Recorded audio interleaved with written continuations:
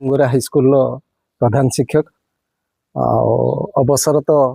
निकटतर तेणु मोर आशा बापांकर आशा जहाँ थिला मानव सेवा ही माधव सेवा आमे करि परिबु बोली जो कल्पना तांको चेतना रे थिला आमे सेटा को रूपांतरित करिया पई चेष्टा करिचु आउ भविष्य रे जे ए अनुष्ठान पई जो प्रतिज्ञा थिला जे मो चाकरी पीरियड भितर मु करि पार नथिली ठाकुरंकर इच्छा जेतेबेले खेइची सेही इच्छाटा पूरण करिया पई ठाकुर ही निर्देश देइचंती। तेणु आज जो प्रिपेरेटरी मीटिंग अच्छी आमे सेही प्रिपेरेटरी मीटिंग रे आमे जहाँ निष्कर्ष पाइचु जे भविष्य रे जेमिति महत एवं बालेश्वर जिले रे हरिपुर पंचायत रे जोटा कि खैरा ब्लॉक रे जे 1 नंबर स्थान रो ए अनुष्ठान कार्य करियो बोली कि जो आशा एवं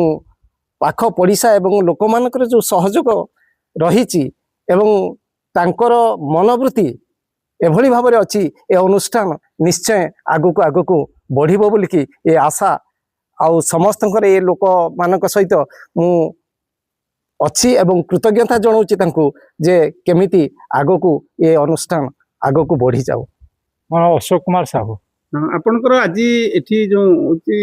बापा के उद्देश्य रे एक आश्रम करिवार व्यवस्था अछि सेवाश्रम रे सेठी कोन सारा मीटिंग चलला कोन सब भेल से बापा गोटे इच्छा थिला जे लोक सेवा पाई करिबे से दिन सेवा तांकरे उद्देश्य रे करा हाइछि सेवाश्रम एवं सेटा आज प्रस्तुति बैठक थिला एवं 20 तारिख अक्षय तृतीया दिन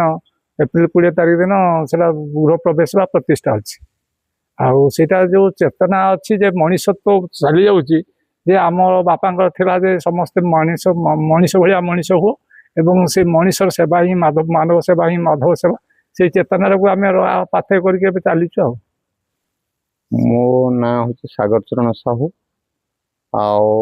बापांकर बहुत दिन कल्पना थिला जे मानव सेवा ही माधव सेवा से माधव सेवा को मानव रूप सेवा करने द्वारा आम माधव सेवा पाइपर बोली आमर लक्ष्य रही से बापा नाम नामित कर जशवंत सेवाश्रम नाम दिखाई आगामी एप्रिल 20 तारिख रे अक्षय तृतीया दिन प्रतिष्ठा करा गृह प्रवेश रही आज दिन बैठक रे आलोचना करागला सेटा भगवान को आशीर्वाद रे जमती सक्सेस हम से समस्ते उद्यम करवा उचित। धन्यवाद। मु युधिष्ठिर महाराणा कोड़ीगड़िया एठी बहुत आगुरु मायाधर सार प्रचेषार भाई मान समस्त उत्सर्गीकृत भाव से एठी बिल्डिंग तैयारी करवा लोक को थैथान करने माने निरीह गरीब बा जो माने असहाय से थैथान करने उद्देश्य रे से गोटे प्रस्ताव आगत करते जे ये हम बोली सेवाश्रम से से घर तैयारी करवा एवं आर्थिक सहायता प्रदान कर गोटे प्रतिश्रुति देते से कार्यकारी कर केवल लोक सहयोग पाई ये अंचलवासी समस्त सहयोग से लोड़ी से विधिवत भाव में एक कमिटी गठन होती कमिटी निष्पत्ति अनुसार कार्य भी चलुची आगामी 20 तारिख दिन एठी यार प्रतिष्ठा उत्सव हम एवं सरकार नीति नियम अनुसार सबुड़ी को फॉलोअप करी आम एठी जे साधारण असहाय लोक मानू साहाय्य जोगे देवा उद्देश्य रे आउ मायाधर थिबा स्वप्न को साकार करने आम समस्ते प्रतिबद्ध से उद्देश्य रे एक कमिटी अच्छी और से कमिटी जड़े सहकारी संपादक भाव में कार्य करुच्ची आशा करूँ निश्चित भाव में यह सफल हो एवं ये बालेश्वर जिलार प्रथम हम बोली आम भी या आशा रखुचु। रूपा थळा न्यूज को अनेक अनेक शुभेच्छा शुभकामना। आमर जो धारावाहिक चली चाल बुली जीवा गाँ को कार्यक्रम रे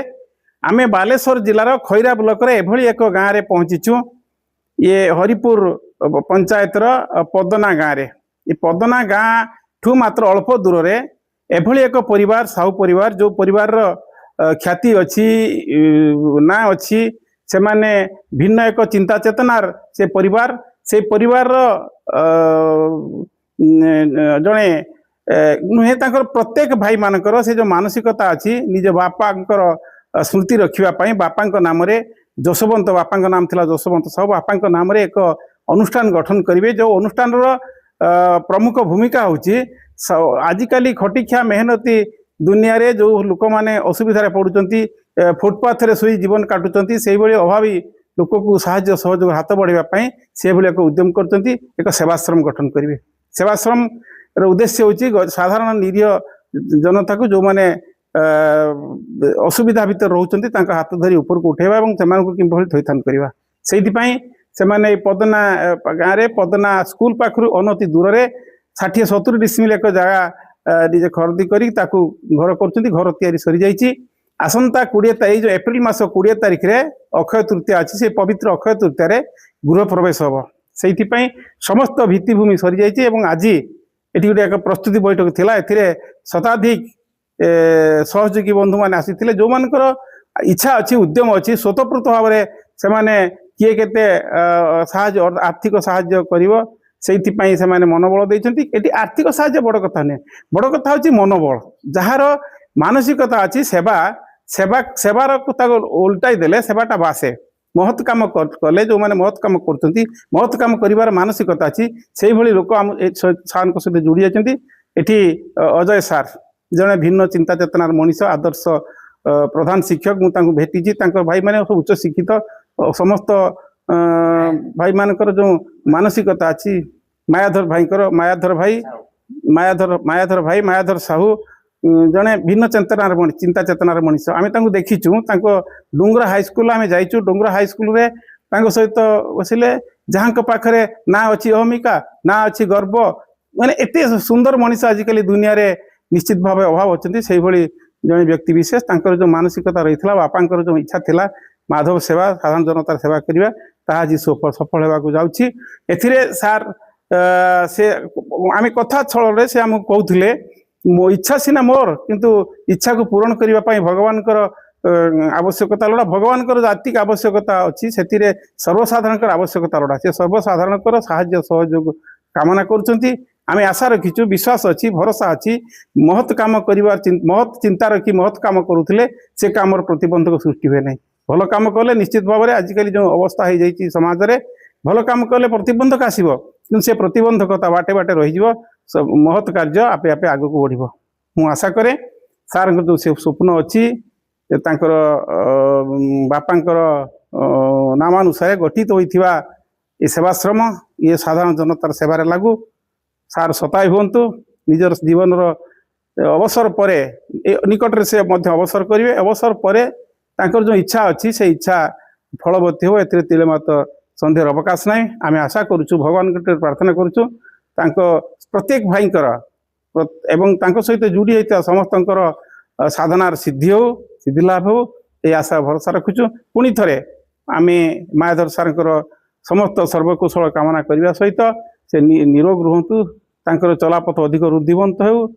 ଏହି ଆଶା ଭରସା ରଖି ବିଦାୟ ନେଉଛି ମୁଁ ଶ୍ରୀ ନିରଞ୍ଜନ ପ୍ରସାଦ ବାରିକ ରୂପାଥଳିଆ ନ୍ୟୁଜ୍।